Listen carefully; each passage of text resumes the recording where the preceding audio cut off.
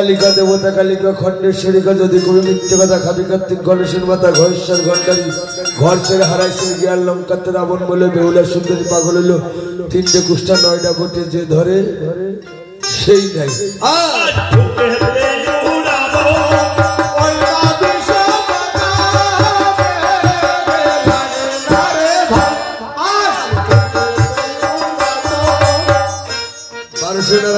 নারী ভুল যায় তোর বাড়ি ভুল কই পারবো না আমি কই ছাড়বো না কলা গাছে বান্ধে বুবুর মন্তর করি হাবুর উপর আমি মন্তর জানি না জানে আমার সুমনরা আজ ফুটেতে উড়াবো ওই না বিষমন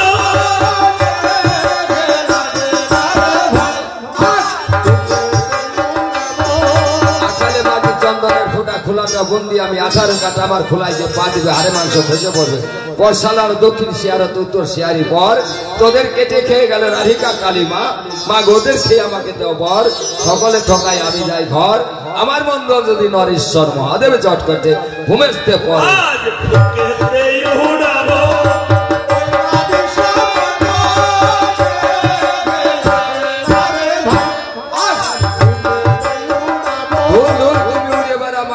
সম্মুখে তারা মনসার পরে বিষ্ণা হাট উপরে বিষহরি দিব আমি কইতেছি তোরে আইবিস গাবু খাই যদি না আসিস ঈশ্বর মহাদেবের জট কেটে ভূমেস্তে পড়িস আজ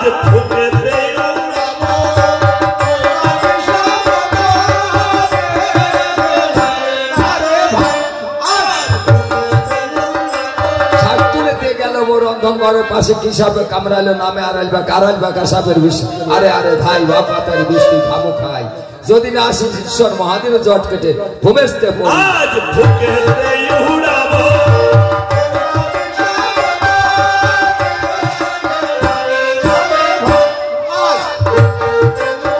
অনন্তবাসে নিরাটক কর্কট পদ্ম মহাপদ্ম নাগ নাসা নারী কর তবে যদি সর্বগুণে মাথা তুলে চাই কোটি কোটি নাগের মাথা খসিয়া যায় শ্রী গুরু স্মরণের যোগ বলে জানি মহাদেবের আজ্ঞায় বিষয় পানি আজ ফুটেতে উড়াবো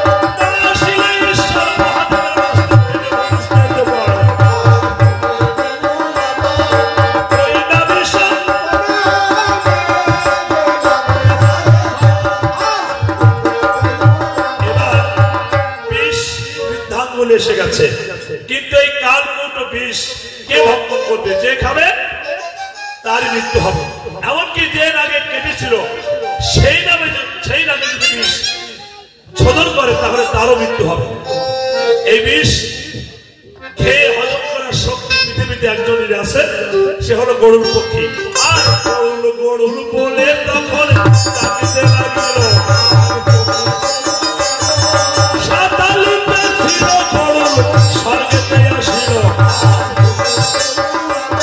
গরুর পক্ষী স্বর্গে এসে দাঁড়িয়েছে বিষ্ণুদেবের আজ্ঞায় গরুর পক্ষী আজ লক্ষ্মীদারের দেহ থেকে বিষ মুক্ত করে বিষ্ণুদেবের আশীর্বাদ নিয়ে সাতালি পর্বতে চলে গেল এবার লক্ষ্মীদারের দেহটা ব্রহ্মা বিষ্ণু শিব হতে হয় এক জীব ত্রিদেবতার আশীর্বাদে লক্ষ্মীদারের পূর্ণাঙ্গ দেহ এবার গঠন হয়ে গেছে এবার লক্ষ্মীদার জীবিত হয়ে গেছে বিষ্ণুদেবের কুমণ্ডলের জল ছিটিয়ে বেহুলাকে বলল বেহুলা এবার লক্ষ্মীদার জীবিত হয়েছে, তুমি দেশে যাও। বলছে দেরি আছে, আমার 6 জন ভাসুর ছিল, এই মনসার কপালে আমি 6টি ভাসুর হারিয়েছি, তাদেরকে জীবিত করে দিতে হবে।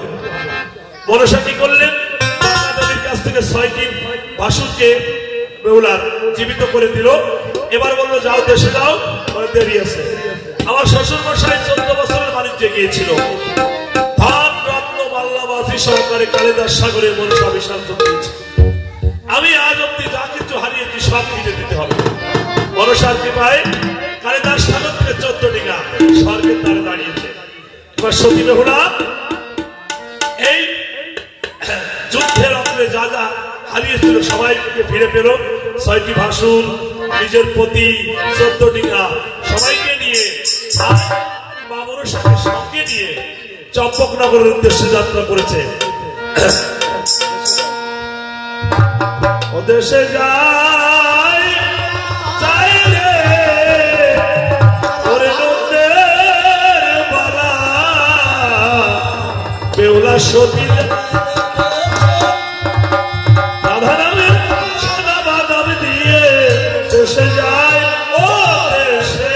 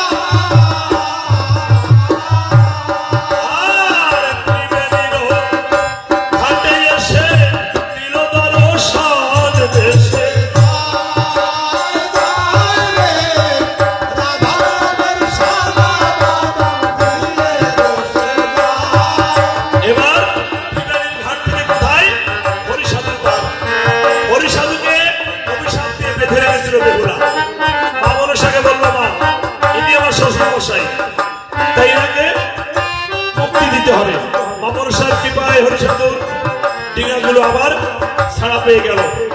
সেখান থেকে কদম্বরীর ঘাট ওনাকে অভিশাপ দিয়ে যা করেছিল বেহুলা, মনসার কৃপায় কোধা আবার সবকিছু ফিরে পেল। আর বললো কোধা তার সংসার করার পরের নারীর দিকে বলতিস। সেখান থেকে ট্যান্টেনের ভাগ, ট্যান্টেনে যা কিছু হারিয়েছিল বেহুলার অঙ্গরি নিয়ে সবকিছু ফিরে পেয়ে অঙ্গরি ফেরত দিতে বসে আছে। এবার অঙ্গরি ট্যান্টেনে ফেরত দিল। আর মা মনসা বলল, বেহুলা বলল যে পাশা খেলা ভালো না, এগুলো খেলতে আর খেলো না, যাও সংসার করো। সেখান থেকে মায়ের খুশি ঘাট, সেখান থেকে শিবালয়ের বাঘ এবং সেই ধুনামুনা বেহুলার অভিশাপে যারা পুড়ে গিয়েছিল মা মনসার কৃপায় তারা আবার জীবিত করলো। সেখান থেকে কোথায় এলো, সেই সোনা কাকের ঘাট। কাকটি সেখানেই বসেছিল, বললো কাকরে আমি আর একটা পত্র লিখে দিই, গিয়ে বল আমার মায়ের কাছে যে যদি তুমি তোমার বেহুলাকে দেখতে চাও তাহলে অতীব সংক্ষেপে চম্পকনগরে এসো। এই পত্র লিখে কাকের ঠোঁটে ধরিয়ে দিয়ে পূজা ধনন্তরী 6টি ভাসুর আর 14 ডিঙা নিয়ে অঘাটে ঘাট বেঁধে সতী বেহুলা বললো যে আমি যতক্ষণ ফিরে না আসবো কেউ নামবে না। উনি বেচারি রূপ ধারণ করে কিছু পাকা হাতে নিয়ে নগরে গিয়ে বলছো গো তোমরা কেউ পাকা কিনবে? সরেকা দেখতে পায়, দেখতে বেহুলার মতো। সরেকা বলছে মা তুই কে? বেহুলা বলছে আমি একজন বেঁধে দিই। আমার তোর মতো দেখতে আমার একটা পুত্রবধূ ছিল, কিন্তু আমার মরা পুত্রকে নিয়ে চলে গেল। বলে গিয়েছিল স্বর্গে যখন আমি পৌঁছাবো না এই বাসন ঘরের প্রদীপ আবার জ্বলে উঠবে, আর সন্তান যখন জীবিত হবে সেদ্ধ ধানে অঙ্কুর গজাবে, আর পুত্র ফিরে যেদিন আসবে পায়ে কবুতর আপনা আপনি বাসন ঘরে যাবে।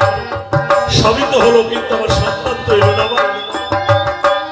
বেহুলা বলল ছদ্মবেশে, মা আমি স্বপ্নে পেয়েছি রাজা চন্দ্রধর যদি মা বরসার চরণে পুষ্প দান করে যা কিছু হারিয়েছে সব কিছু ফিরে পাবে। এবার সরেকা সুন্দরী আত্মীয় স্বজন বন্ধু বান্ধব সবাইকে রাজাকে অনুরোধ করলো, রাজা একটা পুষ্প দিলে যদি আমরা সব ফিরে পাই তাহলে অসুবিধা নেই। এবার সবাইকে সবার হাত এড়াতে পারছে না রাজা চন্দ্রধর, তাই বললো ঠিক আছে আমি মনসা পূজা করবো, কিন্তু এই ডান হস্ত দিয়ে আমি করতে পারবো না। এই হস্তে আমি ভোলানাথের পূজা করছি, তাই আমি আমার এই বাম হস্তে একটা পুষ্প দিতে পারি। বেহুলা ছদ্মবেশে বলছে ঠিক আছে বাম হস্তে দিলেই হবে। পায়ের মূর্তি নির্মাণ করে চাঁদ পূজা করো, তবেই তুমি যা হারিয়েছো সব ফিরে পাবে। এবার এই যুক্তি দিয়ে বেহুলা আবার চলে গেছে সেই 14 ডিঙার নিকটে। এদিকে রাজা চন্দ্রধর মায়ের মূর্তি নির্মাণ করে দিয়েছে, সুন্দর মূর্তি নির্মাণ করে আজ দেশ বিদেশে বন্ধু বান্ধব যারা ছিল সবাইকে নিমন্ত্রণ করে দিয়েছে। হাজার হাজার বন্ধু বান্ধব চম্পকনগরে এসেছে। রাজা চন্দ্রধর 6টি পুত্র বেহুলা ওজা ধনন্তরী 14 ডিঙা তার ঘাটে দেখতে পেয়ে আনন্দে ঢেউ বয়ে যাচ্ছে। রাজা চন্দ্রধর আজ আনন্দে মায়ের পূজা আরম্ভ করেছে। মায়ের পূজা, ও মায়ের পূজা করব সকলে, ফুল চন্দন দিয়ে চরণে মায়ের পূজা, ও মায়ের পূজা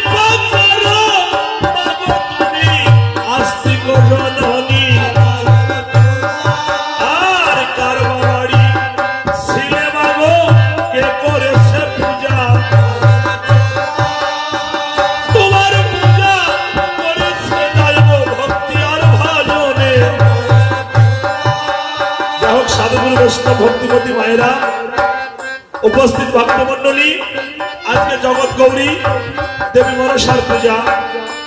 আমার গুরুদেব একটা মন্ত্র উচ্চারণ করে আমরা সবাই মিলে সেই মন্ত্র উচ্চারণ করে 3 বার মনোপুষ্প দিয়ে মায়ের চরণে পূজা করি। নাই জানি সাধন ভজন, না জানি পূজন, কি নাম ধরে ডাকবো মাগো, না পারি ডাকিতে। যাইতে মাগো কত অপরাধী, নিজ গুণে কৃপা করো আস্তিক জননী। যাই হোক আস্তে, এই আজ এই এই তাই একে একে 3 দিন ব্যাপী মায়ের পূজা অর্চনা গুণগান আমরা করেছি। হয়তো অনেক কথা সন্তুষ্ট ভাবে হয়তো হয়েছে। 1 বছর পরে সমাবেত হয়েছে এই সুমনের বাড়িতে। বাস তার বাবা শৈলেন বাবু এখনো বেঁচে আছে। তা আপনাদের কাছে আশা রাখি, প্রাণ গোবিন্দের কাছেও কামনা করি, মা মনসার কাছে, যে বৎসরে বৎসরে হয়তো সাধুগুরুর আগমন যেন হতে পারে বা হয়। আপনারা এই আশীর্বাদ করেন। হয়তো আগামীতে দর্শন হতেও পারে, নাও পারে, মানুষের কথা বলা যায় না। তা এই মায়ের পূজা অর্চনার যে মন্ত্রটি আমি পাঠ করব, আপনারা সবাই মনে মনে পাঠ করেন। আর এই পূজার দক্ষিণা যদি যে যাই পারেন দক্ষিণা দিয়ে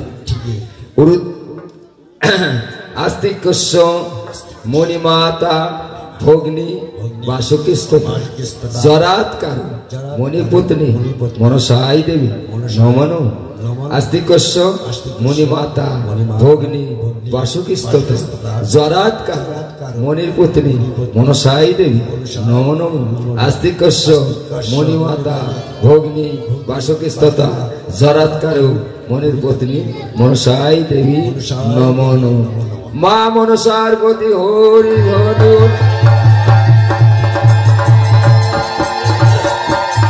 আর মায়ের পূজা করি যে চাঁদ যখন ভক্তি ভরে মায়ের তুষ্ট হয়ে দেবী তখন সাক্ষাতে দাঁড়ালো।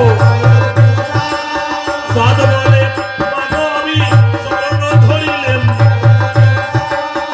অপরাধ ক্ষমা করো মা অধম সন্তানে। মনসা বলে ওরে চাঁদ তোকে ভালোবাসি, আশীর্বাদ করি তুই অমরত্ব বর্ণন করবি। সাধুয়া রূপে তোর জন্ম দিলাম এই পৃথিবীতে, যেখানে হবে গোবিন্দের নাম ভক্ত সাধক দিবি। সাধুয়া রূপে নাম থাকিবে পৃথিবী মাঝারে, তোকে দিয়ে ভক্ত আনন্দ হইবে সকলে। এই বলিয়া বর দিয়ে দেবী মনসা সাক্ষাতে দাঁড়ালো দেবী হর্ষেরই উপরে। চাঁদ যদি পূজা করে পৃথিবী মাঝারে, সারা পৃথিবীর ভক্তগণ তখন মায়ের পূজা করে। পূজা পেয়ে তুষ্ট হইয়ে দেবী মনসা স্বর্গপুরে বসার আসন করিতেছিলাম। আর আনন্দেরই ঢেউ বয়ে যাই জন্ম করা করে। তাই না দেখে নারী গণে নিশ্চয়ই মূর্ধনি।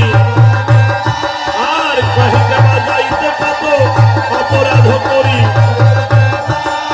নিজ গুণে ক্ষমা করো আমার আস্তিক জননী।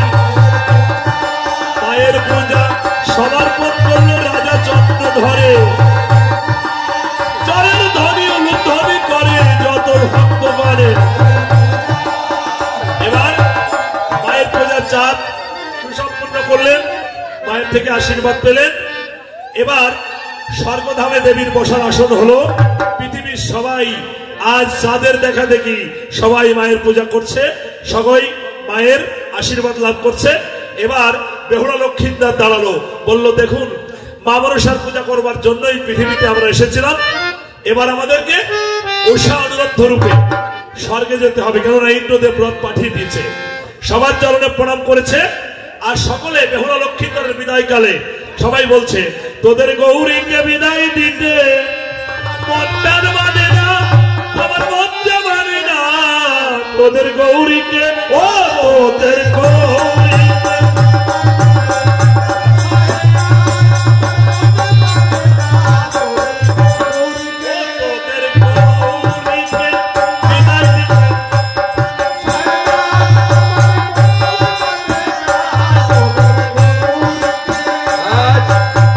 পুষ্পরথ দেবরাজ ইন্দ্র পাঠিয়ে দিয়েছে।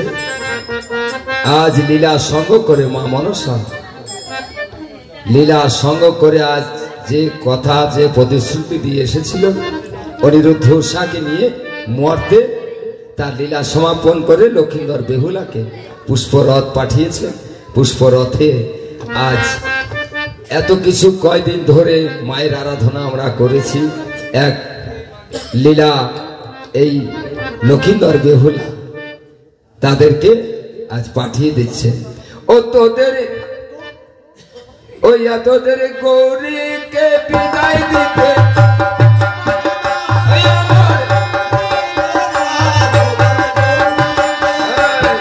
কথা হতে রথ কথা হতে রথ তখন করিছে গমন। তাই না দেখে নারী গণে